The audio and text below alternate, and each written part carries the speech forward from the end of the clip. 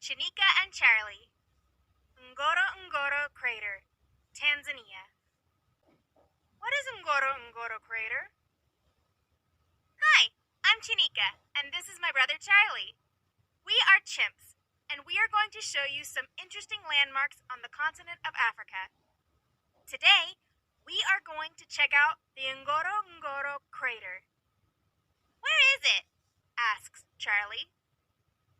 Chanika replies, this volcanic crater is located in the country of Tanzania, on the continent of Africa. Tanzania is found on the southeast coast of the continent of Africa. The NgoroNgoro Conservation Area is a protected area. It was designated as a UNESCO World Heritage Site. Charlie says, being designated a UNESCO World Heritage Site is really important. What is the importance of being named a World Heritage Site? The NgoroNgoro Crater is an important area. The main reason for designating it a World Heritage Site is to protect the land and everything in it. The conservation area is protected by a part of the Tanzanian government. Charlie says, that's a really important job. Chanika says, you're right. The NgoroNgoro Conservation Area Authority, a part of the Tanzanian government, looks after the area to make sure that all the laws are followed and nothing is damaging the protected area. The Arusha region is a northern area of Tanzania that is popular with tourists. Why was it necessary for the NgoroNgoro Crater to be protected? The NgoroNgoro Crater holds some of the most incredible natural phenomena in the world. What does that mean? Asks Charlie. Chanika says, in this enormous crater, there are many plants and animals that scientists want to protect, so they are not destroyed by human activity. In 2009, there were more restrictions put into place to further protect the area.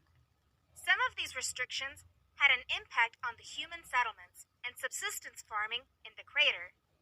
Chanika continues, some of the tribes, such as the Maasai animal herders, had to be moved out of NgoroNgoro, their ancestral lands, so that the park could be further protected. When was the NgoroNgoro Crater active? The NgoroNgoro Crater looks like a very old crater to the trained eyes of an expert. The crater was active from about 2.45 to 2 million years ago. When humans moved into the area, they called it NgoroNgoro, which imitated the sound produced by the cowbell. Two other tribes, the Mbulu and the Datoga, moved into the area about 2,000 years ago. These two tribes were driven away from the crater by the Maasai. What about the Europeans? Asks Charlie. Chanika replies, this is where the history of the NgoroNgoro Crater becomes interesting. Let's find out. When did Europeans first set foot in the NgoroNgoro Crater? The first Europeans arrived in 1892, when several Germans began farming in the crater. Charlie asks, so they were there just to farm the land? Not so, answers Chanika. The problem was that the Germans began inviting their friends to the crater for shooting parties. You and your invited guests walked around the crater and shot the animals. These people also tried to make all of the wild beast herds leave the crater. Soon, laws were put into place that restricted the amount of hunting in all of Tanzania. Soon, a new park was created, the Serengeti National Park. Chanika says, that sounds good, but it caused new problems. The Serengeti National Park. This famous park was created in 1948 to enforce the laws about hunting. So that was good, right? Asks Charlie. Chanika responds, it actually caused more problems for the crater. The Maasai and other tribes faced new problems. and so the NgoroNgoro Conservation Area Ordinance was created to separate the conservation area from the national park. The tribes were relocated to NgoroNgoro from the Serengeti National Park. Why was this a problem? Asks Charlie. Chanika says, it brought in too many tribes and too many livestock. The area became a World Heritage Site in 1979. What was good was that the tribes could live in the crater and herd their livestock, but wildlife was preserved. Why is the NgoroNgoro crater so interesting? The crater is the largest inactive and unfilled volcanic crater in the world. It is 2,000 feet deep, 610 meters. The floor of the crater is 100 square miles, 260 square meters. How high is it? Asks Charlie. No one knows, says Chanika. It got so big as the volcano grew that the walls fell in on themselves. Scientists estimate that the original volcano was between 14,800 to 19,000 feet high, 4,500 to 5,800 meters high. The floor is 5,900 feet above sea level, 1,800 meters. How long was the volcano active? Asks Charlie. Chanika says it was probably active from 2.45 to 2 million years ago. Wow! Exclaims Charlie. Water in the crater. There are several sources of water in the crater. The Munj stream drains to the north to form the seasonal salt lake in the center of the crater. What are the lakes called? Asks Charlie. Chanika replies, the Maasai tribe calls it Makat, which means salt. The Lerai stream drains to the humid forests to the south of the crater.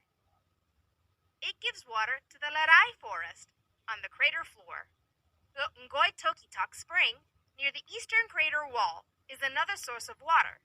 The big swamp here is home to elephants, lions, hippopotami, and other animals. There are also small springs here and there. This gives clean water to the Maasai tribe. The gorge and the oldest humans.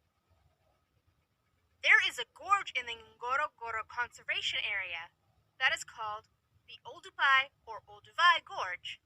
It is here that two well-known scientists, Marie and Louis Leakey, found an important site in the 1950s. Why was it so important? Asks Charlie. Chanika says scientists have been discovering and studying prehistoric humans for years. This site is important because a stream started to cut down through the layers of the earth. This slice of earth shows that there was a large lake with volcanic ash deposits. On further investigation, it was determined that there were 7 main layers on the walls of the gorge, and the human fossils are thought to date back 2 million years ago. The plants of the NgoroNgoro crater. The crater was formed when a volcanic mountain became inactive and collapsed. Within its rim, there are many different kinds of plants growing. Are there any plants that grow around the bodies of water that you mentioned earlier? Asks Charlie. Yes, responds Chanika. Lots. The variety of plants is reflected in the variety of bodies of water. Grassy plains, swamps, lake, craters, woodlands, and evergreen montane forests on the steep slopes. Many of these plants are good for grazing animals. There is also a large amount of bamboo. The wildlife of NgoroNgoro crater. There are about 25,000 large animals living in the crater. Most of these are ungulates. This means that they have hooves. These big animals include black rhinos, the African buffalo or Cape buffalo, and the hippopotamus. Are there any other big animals? Asks Charlie. Yes, answers Chanika. There are blue wildebeests, Grant's zebra, the common eland and waterbucks, cheetahs, buffaloes, wild dogs, the African leopard, spotted hyenas, elands, zebras, and gazelles are some of the other animals in the crater. There are also birds like the flamingos living around Lake Makat. Interesting facts. The NgoroNgoro crater is considered to be one of the 7 wonders of Africa and one of the 10 wonders of the world. This is the largest caldera in the world that was created after the volcanic walls collapsed. Unlike most calderas, NgoroNgoro crater did not turn into a lake. Black rhinos are rare, but there are some 20 in the crater. This crater is the only protected area on Earth where humans and wildlife live together. There are more than 500 bird species in the crater, from the smallest, the hummingbird, to the largest, the ostrich. During calving season, there are 1 million wildebeests in the crater. The human tribes move from place to place in the crater depending on the needs of their herds. The rainy season runs from November to April, and the animals migrate with the seasonal rain. Many believe that NgoroNgoro crater volcano, before it collapsed, was as tall, if not taller, than Mount Kilimanjaro, the highest mountain in Africa. Burial mounds have been found in the crater. There are early human footprints that date back 3.6 million. About 450,000 tourists visit NgoroNgoro crater every year, but they must be accompanied by a tour guide and carry a permit.